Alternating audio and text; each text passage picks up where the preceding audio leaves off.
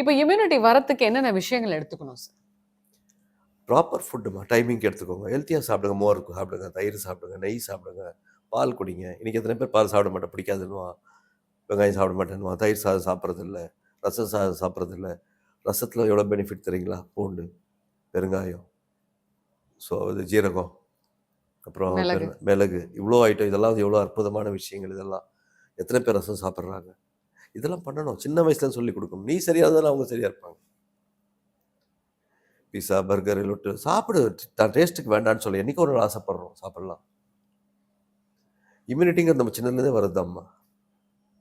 குறைஞ்சது 1.5 வருஷம் பால் கொடுக்கணும் தாய். நீ கொடுக்குறதில்ல, 3 மாதம் கொடுத்துட்ற, அவ்வளோதான். டைம் இல்லை உனக்கு, வேலைக்கு ஜாயின் பண்ணணும், வேலை. ஒரு சில விஷயத்துக்கு இம்பார்ட்டன்ட் கொடுத்தா மட்டும்தான் அந்த ஜென்ரேஷன் நல்லாயிருக்கும். நெக்ஸ்ட் ஜென்ரேஷனை பார்த்தா எவ்வளோ தச்சலாக இருக்குது இன்றைக்கி. அதெல்லாம் காரணம் பேரண்ட்ஸ் தான். பேரண்ட்ஸ் வந்து சரி பண்ணுங்க, கேளுங்க, ஒரு சொல்லுங்கள், சொல்கிறது கேளுங்க, ஈகோ பார்க்காதீங்க.